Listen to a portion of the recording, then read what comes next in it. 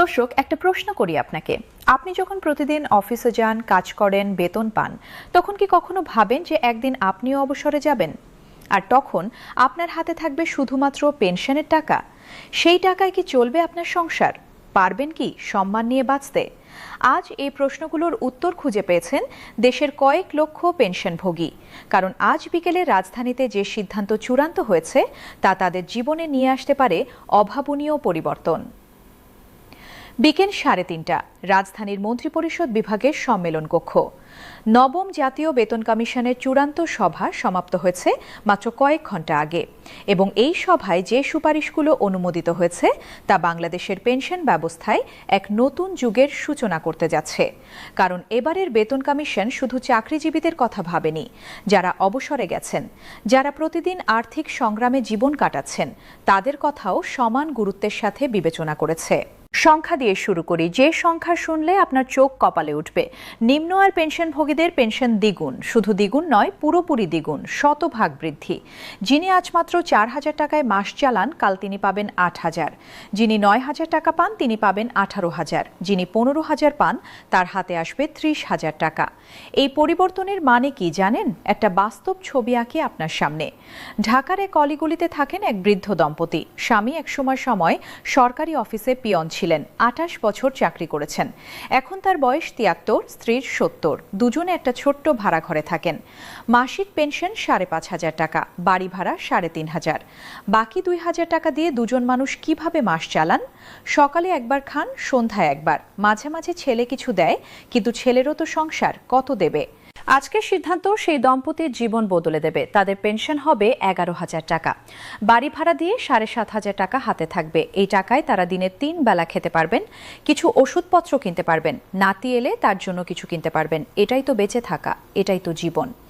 Commission এবারে অত্যন্ত চিন্তিতভাবে কাজ করেছে। তারা জানেন সবার পরিস্থিতি এক নয়।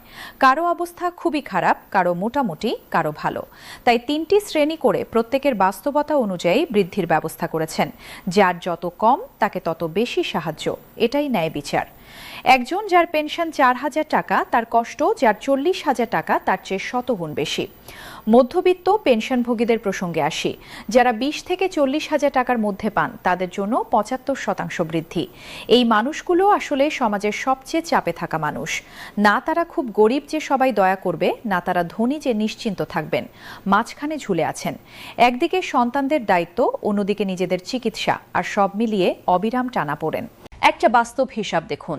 একজন পেনশনভোগী মাসে 30,000 টাকা পান, বাড়ি ভাড়া 12,000, বিদ্যুৎ পানি গ্যাস 4,000, দুজনের ওষুধ 6,000, খাবার 10,000, বাকি থাকে মাত্র 8,000 টাকা।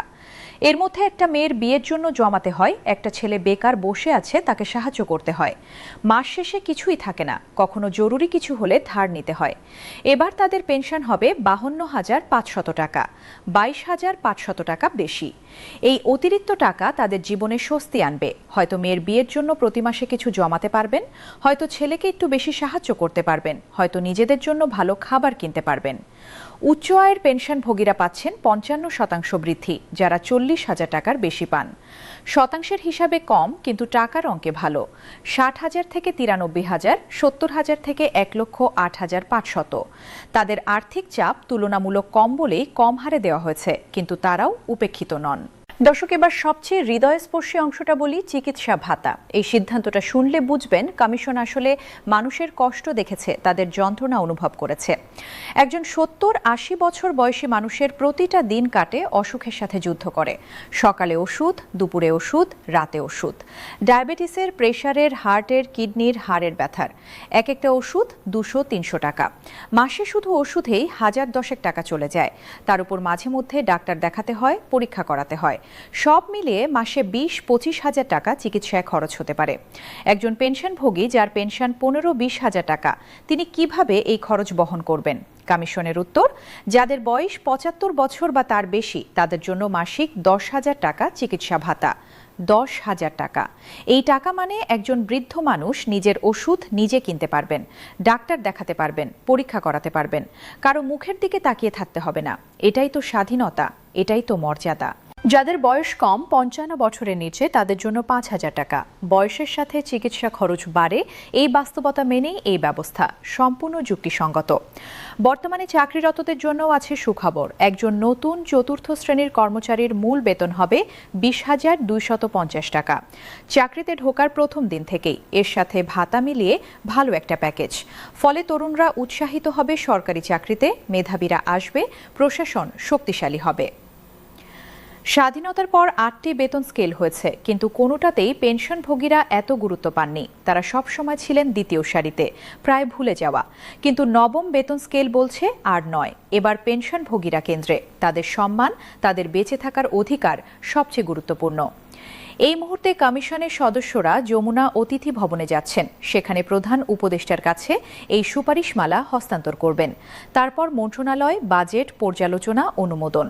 কতদিন লাগবে নিশ্চিত নয়, তবে কমিশন তাদের কাজ শেষ করেছে। এখন সরকারের পালা দ্রুত পদক্ষেপ নেওয়ার। অপেক্ষায় আছেন কয়েক লক্ষ মানুষ। প্রতিদিন সকালে ঘুম থেকে উঠে প্রথম কাজ খবর দেখা।